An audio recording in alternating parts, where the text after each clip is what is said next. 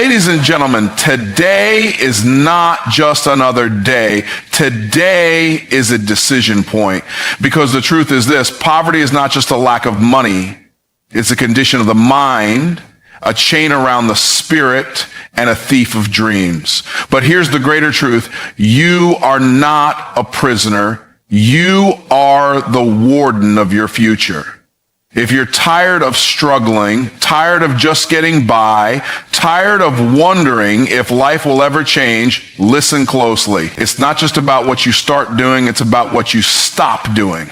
There are 7 things you must stop immediately if you are serious about escaping poverty and stepping into abundance. Blaming others is one of the most dangerous traps a person can fall into if they ever hope to escape poverty. It's a mindset that says, I am not responsible for where I am. And as long as you believe that, you will stay exactly where you are. Blaming your boss for not paying you enough, blaming your parents for not giving you a better start, blaming the government for the state of the economy, all of these are mental excuses that keep you powerless.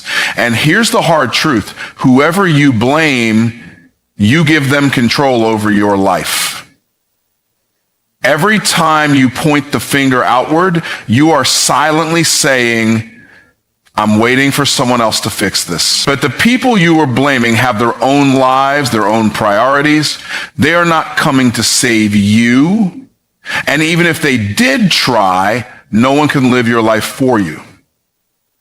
Ownership is a wealth behavior, taking 100% responsibility for your life, every outcome, every result, every failure, every success, puts the power back where it belongs, in your own hands. You might not be responsible for the starting point you were handed, but you are fully responsible for where you choose to end up. That is both the burden and the blessing of life. The moment you stop saying, why is this happening to me, and start asking, what can I do about it, is the moment your future begins to shift. Imagine 2 young men growing up in the same tough neighborhood. Both had the same disadvantages: poor schools, dangerous streets, little encouragement. One grows up blaming everything: the system, his parents, society. He feels like a victim, and so he acts like one. He doesn't pursue opportunities because he believes the deck is stacked against him. Eventually, he accepts poverty as just the way it is. The other young man, however, faces the same hardships, but makes a different decision. He says, it's not fair, but it's my life. Instead of waiting for a miracle, he starts finding small ways to move forward. Reading books, learning skills online, surrounding himself with better influences. It wasn't easy, it wasn't quick, but over time, he rises above his circumstances. He becomes an example, not a statistic. The difference wasn't talent, luck, or resources. The difference was ownership. When you blame, you freeze your growth. When you take responsibility, you unlock your creativity. Blame looks backward. Responsibility looks forward. Blame says, they owe me. Responsibility says, I owe myself. Life is not about what you deserve. Life is about what you decide. Poverty feeds on helplessness, but wealth grows out of personal power. The power to choose better thoughts, better actions, better standards. And here's something else. When you stop blaming, you stop wasting energy on things you cannot control, and you start investing energy into what you can control. Your mind becomes sharper. Your vision becomes clearer. Your steps become bolder. People around you notice. Opportunities start showing up, not because life suddenly got easy, but because you became someone ready to recognize and seize them. Responsibility is not a heavy burden, it's a gift. It means you don't have to wait on anyone else to give you permission to succeed. You can decide today, right now, that your past will not dictate your future. You can decide that you will no longer be a character in someone else's story. You will be the author of your own. The road to freedom, financial, mental, emotional, begins the moment you stop blaming others and start betting on yourself. Take back the keys to your future. They were never meant to be in anyone else's hands but your own. One of the biggest illusions that keeps people trapped in poverty is the belief that there will someday be a perfect time to begin. They tell themselves, I'll start that business when the economy gets better, or I'll take that course when life calms down, or I'll invest in myself when I have extra money. But the truth is, there will never be a perfect time. Life will always be messy. There will always be challenges. There will always be reasons to wait if you are looking for them. Waiting for the perfect moment is nothing more than fear in disguise. It has itself up in logic and excuses, but its real mission is simple: to keep you stuck exactly where you are. People who stay poor often think they need permission from circumstances, from other people, even from themselves, to take action. They believe they need more information, more money, more clarity before they move. But wealthy people, successful people, those who rise above their circumstances, have a different mind. They move with conviction, not with permission. They understand that action creates clarity, not the other way around. They realize that progress belongs to the doers, not the dreamers. While others are still talking about what they plan to do one day, they are already building, learning, failing, adjusting, and ultimately winning. Every major success story you know started with someone acting before they felt ready. Read the biographies of entrepreneurs, inventors, leaders, or artists. None of them waited for perfect conditions. They took the risk. They stepped out while they still had doubts. They moved forward even when the outcome wasn't guaranteed. Waiting is a trap because it teaches you to get comfortable with inaction. And comfort with inaction is a fast road to regret. Take the story of Erica, a single mother who worked 2 jobs just to keep the lights on. She dreamed of starting a catering business because everyone loved her cooking, but she kept telling herself it wasn't the right time. She doesn't have enough money, enough experience, enough contacts. But one day she realized that if she kept waiting for everything to be perfect, her dream would never leave the ground. So she started small. She took $100, 0 cents, bought ingredients, and cooked meals for a few people at her church. They loved it. Word spread. Within a year, her side hustle grew into a full-time business. She didn't start with a big kitchen, investors, or a team. She started with what she had and built momentum along the way. Her success wasn't because the timing was perfect. It was because she decided not to wait for perfect timing. The right time is whenever you decide it is. Your circumstances don't have to be ideal. Your resources don't have to be abundant. Your knowledge doesn't have to be complete. What matters is your willingness to move, to try, to take the first step. Action is what separates those who dream about success from those who experience it. Every day you wait is a day you could have been growing, learning, connecting, building. Every day you hesitate is another opportunity lost to someone who was willing to move without guarantees. Understand this: life rewards speed. It rewards courage. It rewards those who move while others make excuses. If you want to escape poverty, if you want to change your life, stop waiting for permission. Stop waiting for the world to get easier. It won't. You must become stronger, bolder, and more decisive. The only perfect time is the moment you choose to act. And that moment, my friend, is now. One of the most dangerous habits that keeps people locked in poverty is living beyond their means. It's a trap that looks harmless at first. A new car, the latest phone, designer clothes, expensive dinners, all bought to maintain an image, to impress people who often don't even notice or care. But behind that image is a financial reality that grows heavier every day. Debt, stress, and a future mortgaged away. If you are spending every dime you make, or worse, money you don't even have yet, you are digging yourself into a hole that gets harder to climb out of the longer you stay in it. Living beyond your means is not just a money problem, it's a mindset problem. It shows a greater concern with appearances than with true financial security. And the truth is simple. No one you are trying to impress is going to show up to pay your bills when times get tough. Discipline today equals freedom tomorrow. Every dollar you save, every impulse you resist, every sacrifice you make now plants a seed that will grow into real opportunities later. But when you choose instant gratification, buying what you can't afford, upgrading your lifestyle with every pay raise, financing luxuries instead of investing in assets, you are trading away your future one poor decision at a time. It's not wrong to want nice things. You should want abundance. But there is a right time and a wrong time. The wrong time is when you have to borrow or struggle to get them. The right time is when your investments, your businesses, your skills have built you enough wealth that buying those things doesn't break your budget or create anxiety. Learning to say no now gives you the power to say yes when it really matters. Saying no to the fancy car now might mean saying yes to buying a rental property later.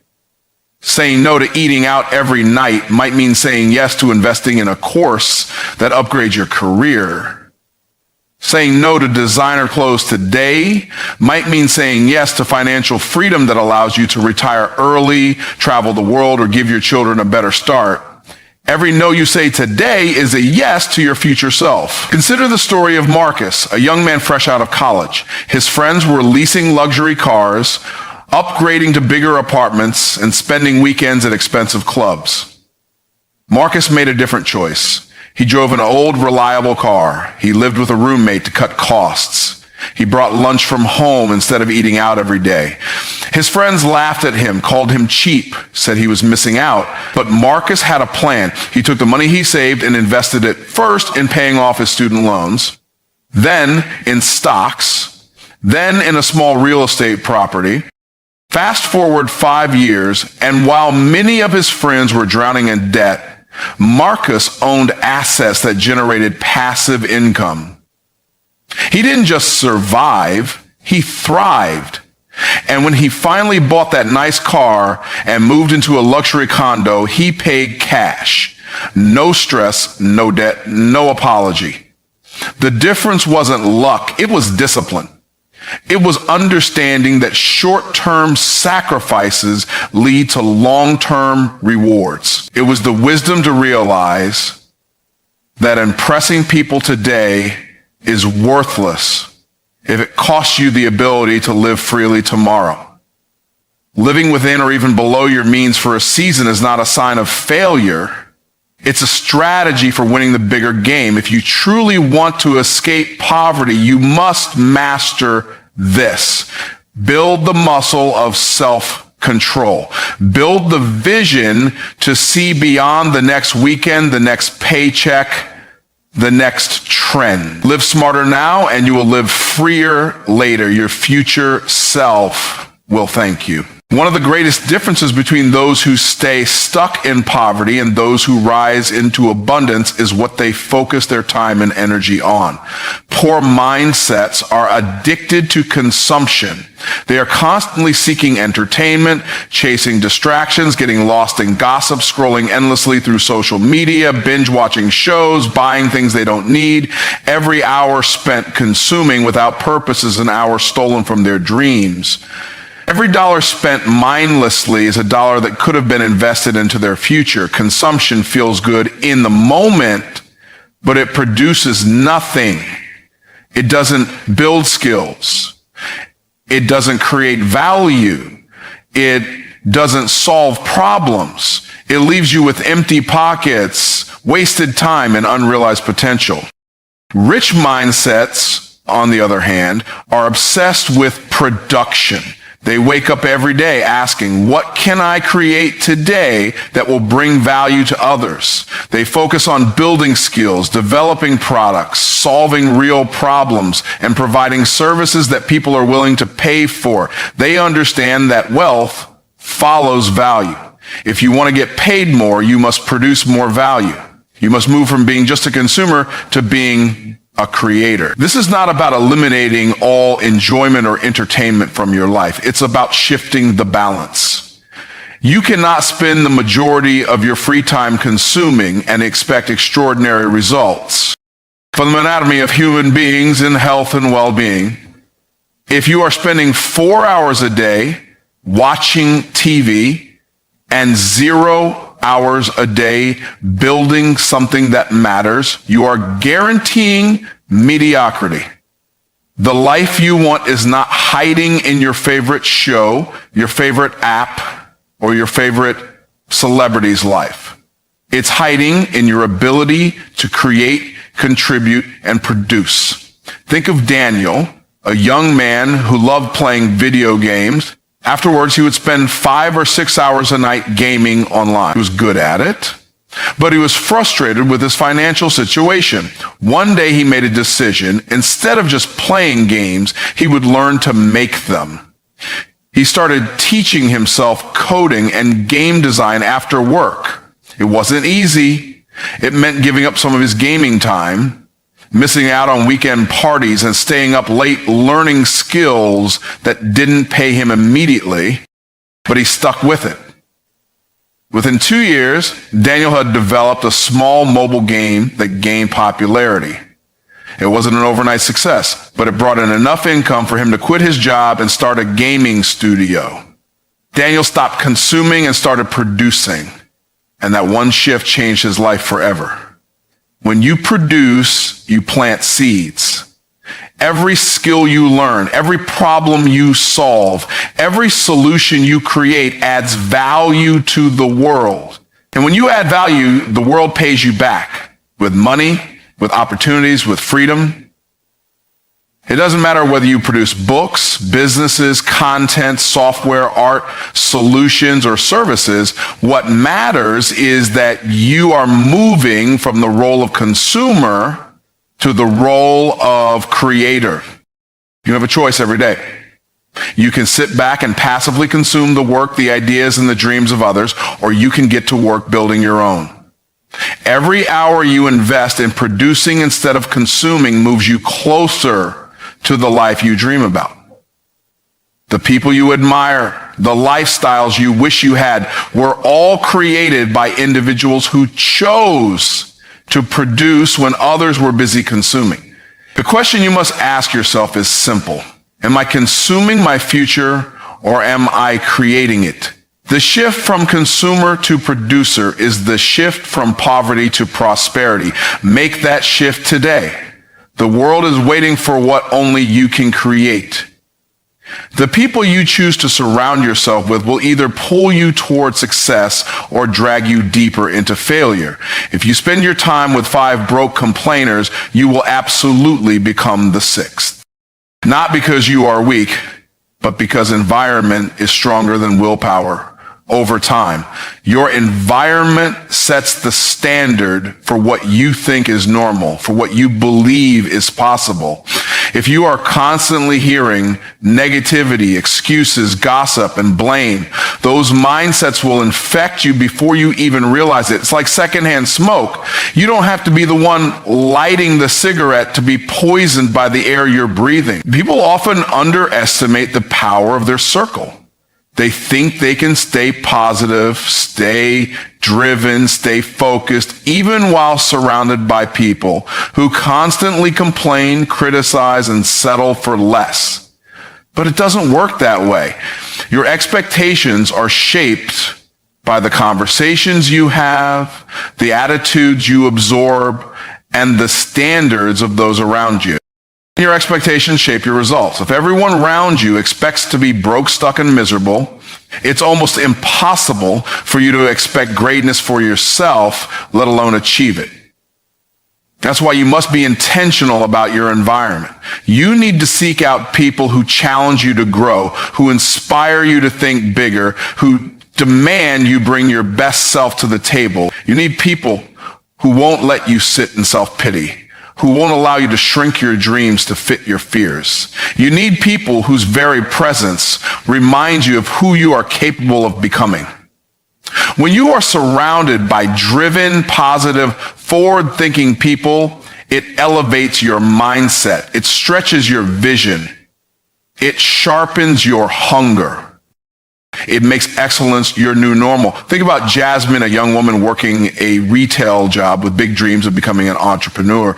At first, she spent most of her free time with old friends who had no ambition.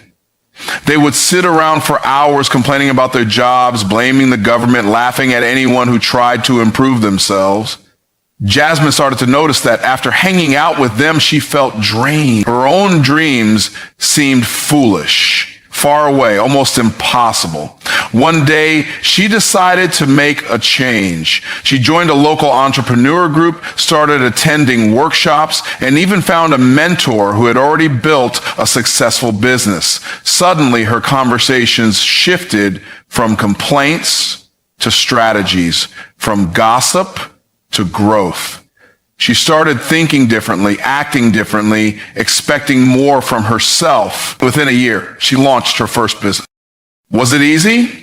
No, but surrounding herself with the right people made it possible. They gave her energy, ideas, accountability, and most importantly, belief. The truth is, you become like the people you spend the most time with.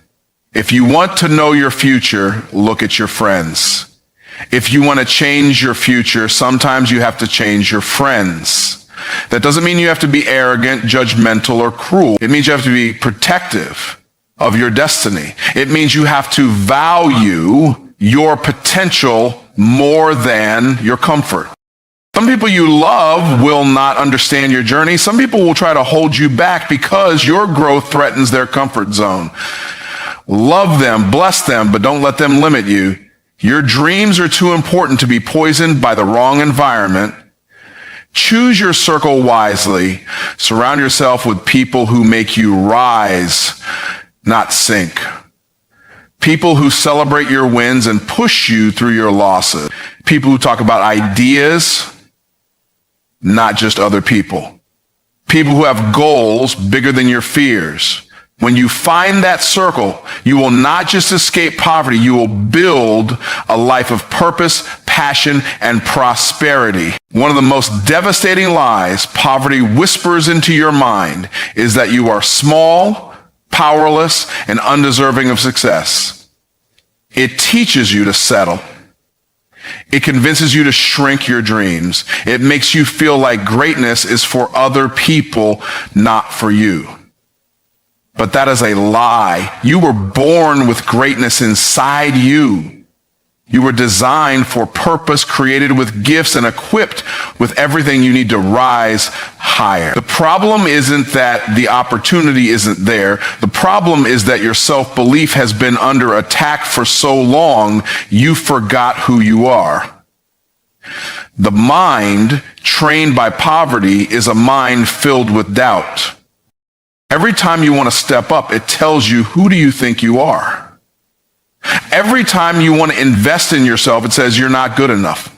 Every time you start dreaming bigger, it whispers, stay where it's safe. Doubt is a prison built inside your own mind, and escaping it is the first step toward escaping poverty itself.